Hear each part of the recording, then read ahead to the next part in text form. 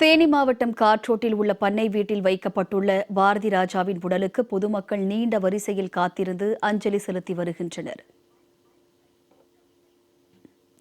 இதுகுறித்து எமது செய்தியாளர் செல்வராஜ் தரும் நேரலையில் வழங்கும் தகவல்களை தற்போது கேட்கலாம். வணக்கம் செல்வராஜ், தற்போது அங்குள்ள நிலவரம் குறித்து கூடுதல் விவரங்கள் என்ன?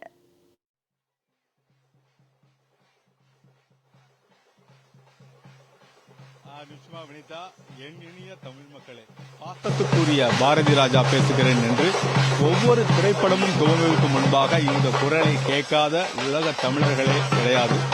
அந்த அளவிற்கு இந்த சினிமா துறையின் மீது அதிகமாக பாசம் கொண்ட பாரதி ராஜா நேற்று அவர் உடல்நலக் குறைவால் காலமானார். தொடர்ந்து அவரை தமிழகத்தில் உள்ள மட்டுமில்லாமல் உலக தமிழர்கள் அனைவருமே அவருக்கு மிகப்பெரிய அவருடைய மண் சார்ந்த திரைப்படத்தை மிக ஆர்வமாக பார்ப்பதில் கிராம பகுதியிலும் மிக அதிகமாக இருக்கக்கூடும். தொடர்ந்து இது போன்ற மண் சார்ந்த படங்களை எடுக்கக்கூடிய இயக்குநர்கள் என்பது மிக குறைவாக இருந்தாலும் கூட அதில் பாரதி ராஜா என்பவர் தன்னுடைய அந்த மண் சார்ந்த அந்த பிரச்சனையை தொடர்பாக வெளியே கொண்டு வருவதிலும் மிக ஆர்வம் காட்டிக்கொண்டு அவர் வந்தது தற்போது பார்க்கக்கூடிய சூழலில் இருந்து கொண்டிருக்கிறது. உலக தமிழர்கள் அனைவரும் தற்போது அவர்களுக்கு அஞ்சலி செலுத்திக் கொண்டு வருவதை நேரடியாக பார்க்கிறோம். பலர் தங்களுடைய அரசியல் கட்சியினரும் அதே போல பல்வேறு திரையுலகத்தினரும் இன்று காலையிலிருந்தே நேரடியாக தேனி மாவட்டத்தில் உள்ள அந்த காற்றோட் பகுதியில் அந்த தங்களுடைய அஞ்சலியை செலுத்திக் கொண்டு வருகிறார்கள். காலையிலிருந்து பொதுமக்கள் மற்றும் பல்வேறு அரசியல் கட்சியினரும் மார்க்சிஸ்ட் கம்யூனிஸ்ட் கட்சியோட மாநில தலைவர் சண்முகம் உள்ளிட்ட பலர் தங்களுடைய அந்த அஞ்சலியை செலுத்திக் கொண்டு வருகிறார்கள். ஒவ்வொரு கிராமத்திலும் அவர் அந்த ஆக்கப்பூர்வமான அந்த கிராமத்தோட வாழ்க்கையை மிக உடைய உணர்வோடு அந்த படத்தை அவர்கள் பதிவு செய்யக்கூடிய சூழ்நிலையில் இருந்து கொண்டு வருகிறது. தொடர்ந்து அந்த புகழ்பெற்ற இதுவரை இயக்குனர் இமயம் என்றும் பொதுமக்களால் அழைக்கக்கூடியவரும் பாரதி ராஜா தான். என்றால் பல்வேறு இயக்குநர்கள் இருந்தாலும் கூட அவரை இயக்குனரின் இமயம் என்பதை பொதுமக்கள் அழைத்துக் கொண்டு வருகிறார்கள். 2017ஆம் ஆண்டு வரை இவர் தேசிய திரைப்பட விருதுகளும் அதேபோல தென்னிந்திய பிலிம்பேர் விருதுகளும் மற்றும் 6 தமிழ்நாடு மாநில திரைப்பட விருதுகளையும் பெற்றவர். குறிப்பாக அவருடைய உடல் என்பது அவர் சொந்த பண்ணையான காற்றோட்டில் வைக்கப்பட்டுள்ளது. இன்று அதிகாலையில் சென்னையிலிருந்து நேரடியாக அவருடைய அந்த ஆம்புலன்ஸ் என்று சொல்லக்கூடிய அந்த இறுதி ஊர்வலம் கொண்டு செல்லக்கூடிய அந்த வாகனத்தில் கொண்டு வரப்பட்டு தற்போது பொதுமக்கள் அஞ்சலிக்காக வைக்கப்பட்டுள்ளது. காலை 6 மணி முதலிருந்தே தற்போது வரை இந்த பொதுமக்கள் தங்களுடைய அஞ்சலியை செலுத்திக் கொண்டு வருகிறார்கள். நீங்க நேரடியாகவே பார்க்கலாம் அந்த காட்சிகளை. தொடர்ந்து இந்த காலையிலிருந்தே பொதுமக்கள் மற்றும் அரசியல்வாதிகள் மற்றும் திரைப்பட கலைஞர்கள், தயாரிப்பாளர்கள், இயக்குநர்கள் என அனைத்து நேரடியாக தங்கள் அஞ்சலியை செலுத்திக் கொண்டு வருகிறார்கள். அந்த அஞ்சலியை செலுத்துவதை நேரடியாக பார்க்கலாம். பொதுமக்கள் தங்களுடைய மலர் வளையம் மற்றும் மலர்களால் நேரடியாக அவரை கண்ணீர் விட்டு கதறக்கூடிய சூழ்நிலையில் இருந்து வருகிறது. தொடர்ந்து அவர் தன்னுடைய இறுதி நாளான குறிப்பாக அவர் ஏற்கனவே அவர் நினைத்த அந்த குற்ற பரம்பரை என்ற திரைப்படத்தை தான் இயக்க வேண்டும் என்று அவர் ஏற்கனவே அவர் தெரிவித்திருந்தார். அந்த குற்ற பரம்பரையினுடைய படத்தை இயக்குவதற்காக நான் கடைசி வரை இருக்க வேண்டும் என தெரிவித்தார். அவர் நேரடியாக அவர்கள் வரக்கூடியதில்லை. அந்த இது போன்ற அவர்கள் வரக்கூடிய நேரடியாக வரக்கூடிய அனைவருமே தற்போது இது போன்ற ஐயா வணக்கம். குறிப்பாக இப்ப நேரடியாக பார்க்கீங்க, ஒரு இமயம் மிகப்பெரிய பாரதி ராஜா மக்களால் போற்றப்பட்டவர், இமயம் சொல்லக்கூடியவர். எப்படி இருக்கு உங்களோட ஆறுதல்? அதாவது நான் ஒரு கிட்டத்தட்ட ஒரு 50 வருஷமா அவர் கூட பழக்கம்.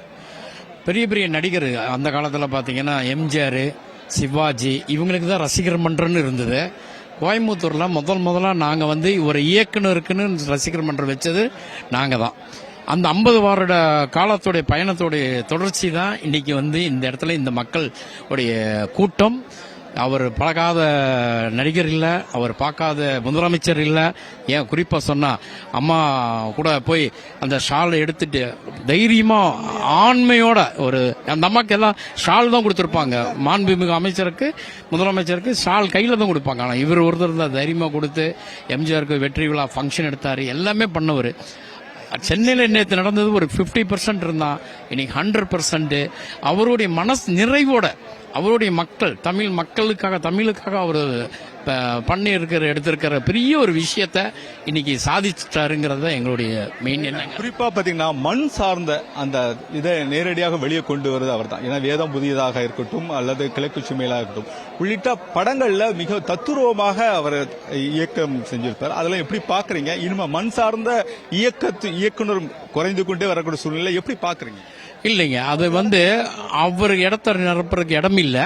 அதே நேரத்தில் பார்த்தீங்கன்னா அவரை சார்ந்து அவரை ஃபாலோ பண்றது நம்ம வந்திருக்கிற நம்ம இயக்குநர்கள் சீமான் ஆகட்டும், மற்றவங்களாகட்டும், அவங்களுடைய முன்னொழி வச்சு அவங்களோட படத்தோட பேட்டர்னுங்களும் அவங்களோட இது வச்சு தான் இன்னைக்கு வரைக்கும் எடுத்துட்டு இருக்காங்க. அவர் மண் இல்லாம சாயல் இல்லாம இந்த தமிழ் சினிமா வந்து வரவே வராதுங்கிறது எங்களுடைய மெயினான ஒரு இதுங்கண்ணா. அண்ணா வணக்கம். குறிப்பாக நேரடியாக இருக்கலாம். ஐயா வணக்கம் ஐயா. இப்ப நேரடியாக அங்க வந்திருக்கீங்க. உண்மையிலே ஒரு இமயம் சரிந்து விட்டது போல சொல்றாங்க. இந்த இமயத்தை எப்படி பார்க்க? நிச்சயமா, ஏன்னா நம்மளுடைய தமிழ் கலாச்சாரத்துக்கு, தமிழ் சமூகத்துக்கு அப்பா வந்து ஒரு பெரிய ஒரு அடையாளம். அவர் ஒரு பெரிய பொக்கிஷம். ஏன்னா அவருடைய அந்த தமிழ், என் இனிய தமிழ் மக்களே அப்படின்னு ஒவ்வொரு முறையும் சொல்லும் பொழுதும் ஒவ்வொரு தமிழர்களுமே அதை வந்து அப்படியே அவங்களுடைய புல்லரிக்கும். அப்படி ஒரு அந்த கம்பீர குரல்ல அப்படி சிங்கம் கர்ஜிக்கிற மாதிரி அப்படி சொல்லுவாங்க அப்பா.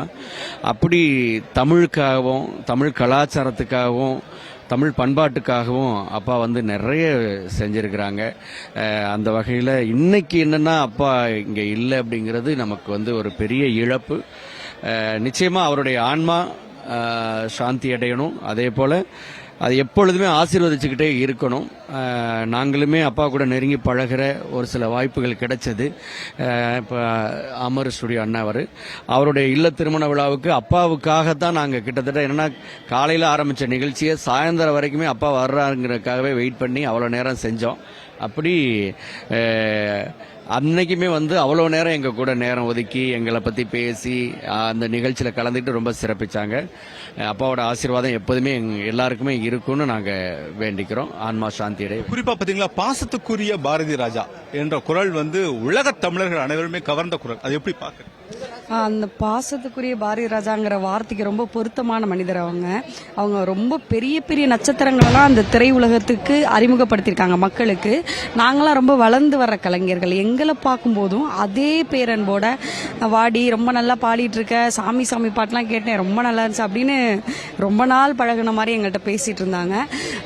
அவங்க வந்து யாரை தொட்டாலும், எந்த நாயகியை தொட்டாலும் அவங்க பெரிய உச்சம் தொட்டிருக்காங்க. அப்படி ஒரு ஆசு கவி மாதிரி அவங்க வந்துட்டு இன்னைக்கு அவங்க நம்ம இடையே இல்லைங்கிறது பெரிய இழப்பு தான். அது அவங்களுடைய ஆசீர்வாதம், அவங்களுடைய அந்த பிளெஸிங்ஸ் நம்ம எல்லாருக்குமே கிடைக்கணும்னு நாங்களும் இறைவனை பிரார்த்திக்கிறோம். நன்றி.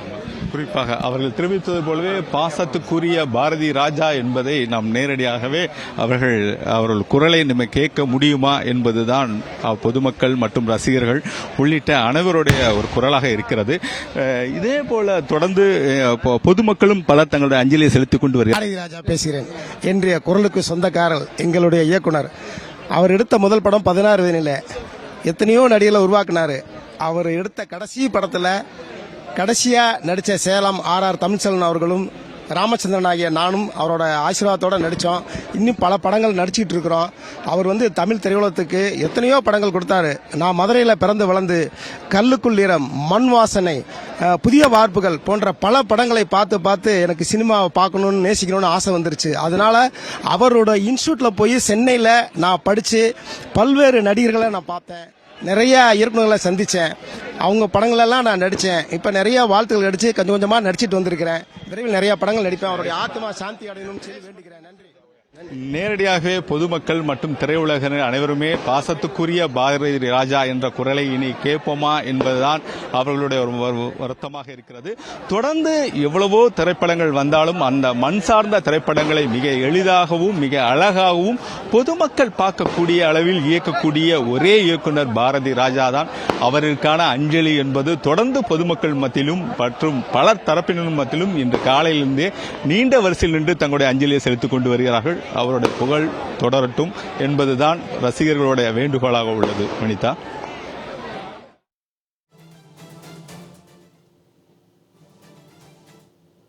அங்குள்ள நிலவரம் குறித்த நேரடி தகவல்களுக்கு நன்றி செல்வராஜ்.